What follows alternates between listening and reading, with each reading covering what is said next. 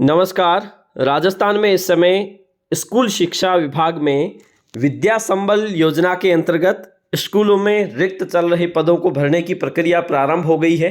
अगर आप भी एक बेरोजगार हैं और आप चाहते हैं कि एक निश्चित समय के लिए आपको रोजगार की आवश्यकता है, तो आप भी इसके लिए आवेदन कर सकते हो। आप भी इस प्रकार का आवेदन करना चाहते हैं तो कैसे आवेदन करोगे, इस वीडियो में हम यही समझेंगे, क्योंकि विज्ञप्ति के बारे में हम पूर्व के वीडियो में भी बात कर चुके हैं। तो यहाँ पर आप देखोगे तो विज्ञप्ति में लास्ट में एक आपको फॉर्म दिया गया है और अंतिम तिथियां आपने पहले ही जान ली होगी। आपको वापस बता देते हैं कि 2 नवंबर 2022 से लेकर 4 नवंबर मतलब 3 दिन में आपको आवेदन प्रस्तुत करना है। इन 3 दिवसों के भीतर 2 नवंबर से 4 नवंबर के बीच में आपको आवेदन संबंधित विद्यालय में प्रस्तुत करना है। अब आपको आवेदन के साथ क्या क्या लगाना है, कौन कौन से डॉक्यूमेंट्स है वो जरूरी है, कौन कौन से आप बाद में भी दे सकते हो, इसको लेकर हम बात करेंगे।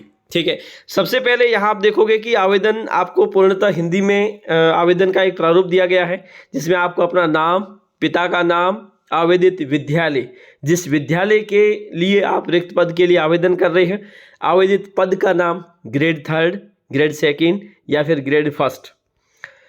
आवेदित पद का नाम हो गया। आवेदन प्रस्तुत करने की तिथि, जिस तिथि को आप आवेदन प्रस्तुत कर रहे हैं, क्योंकि इन 3 दिन में ही आपको करना है, या 2 को या 3 को या 4 नवंबर को।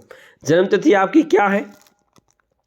उसके बाद में आपकी शैक्षणिक योग्यताएं, शैक्षणिक योग्यता में माध्यमिक किस वर्ष उत्तीर्ण की और उसमें प्रतिशत कितने हैं, संलग्न 1 यानी कि उसकी एक प्रति आपको लगानी है।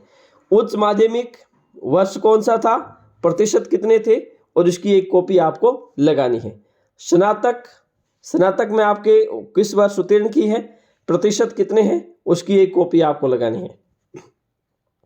अधिस्नातक मतलब एमए, अगर आप एमए मतलब पीजी लेक्चरर के लिए कर रहे हैं तो किस वर्ष में आपने पीजी किया, प्रतिशत कितने हैं, उसकी एक कॉपी आपको लगानी है। उसके बाद में है प्रशैक्षणिक। प्रशैक्षणिक में या तो आपके पास बीएसटीसी होगी या फिर बीएड होगी। तो बीएड या समकक्ष है तो यहाँ पे आप करोगे, और डीएलएड या समकक्ष है बीएसटीसी है तो यहाँ करोगे। ठीक है, अब उसके बाद में अगर आप बीएसटीसी है और उसके बाद में रीट की वैध पात्रता परीक्षा, रीट अगर आपने उत्तीर्ण कर रखी है, किस वर्ष कर रखी है, प्रतिशत कितने हैं, उसकी एक हार्ड कॉपी यहाँ पे संलग्न कर दोगे। उसके बाद में निवास का स्थायी पता क्या है और वर्तमान पता क्या है, ये दोनों चीज़ें यहाँ पे कर दोगे। उसके बाद में मोबाइल नंबर, आपके जाति किस जाति से संबंधित है, आपकी जो कैटेगरी है, एससी है, एसटी है, ओबीसी है, जनरल है, ईडब्ल्यूएस है।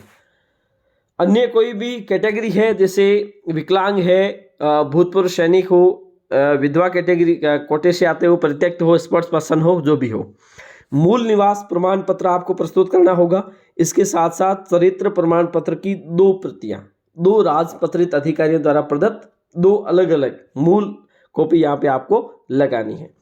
आवेदन पत्र के साथ संलग्नों की सूची संलग्न 1 से 12 स्व प्रमाणित प्रतियां देनी होगी, और शपथ पत्र और जो आवेदनकर्ता को देना चाहे, आवेदक के यहाँ पे हस्ताक्षर हो जाएंगे, और ये है इसका शपथ पत्र। ये शपथ पत्र आपको उसी दिन देना है, वहाँ पे अच्छे से समझ लिया है। और ये जो शपथ पत्र में जो सूचनाएं हैं, ये आपको एक बार इसको रीड कर लेनी है, और किसी भी प्रकार से अगर समस्या आती है तो उसके लिए आप स्वयं जिम्मेदार रहेंगे। ठीक है, और ये सारा शपथ पत्र है, और लास्ट में यहाँ पे शपथ ग्रहीता के 2 हस्ताक्षर हो जाएंगे, एक यहाँ पे हो जाएगा और एक यहाँ पे हो जाएगा। ठीक है, अब ये आपको फॉर्म जमा कहाँ पे करना है। जैसे मान लीजिए आप किसी भी जिले के किसी भी ब्लॉक के एक विद्यालय में आवेदन करना चाहते हैं, चाहे वो यूपीएस हो, चाहे वो पीएस हो, या फिर माध्यमिक हो।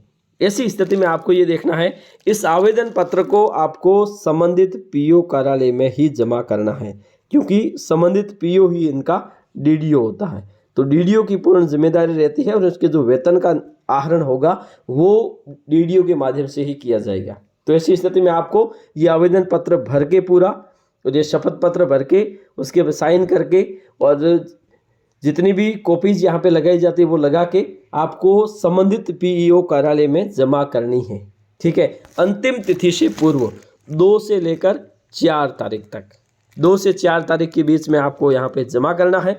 उसे जमा करने के बाद में संबंधित पीईओ द्वारा एक वरीयता सूची जारी कर दी जाएगी। मान लीजिए आप एक लेक्चरर के रूप में वहाँ पे आवेदन कर रहे हैं किसी एक विषय में, आपकी तरह ही 4 व्यक्तियों ने वहाँ पर आवेदन किया है।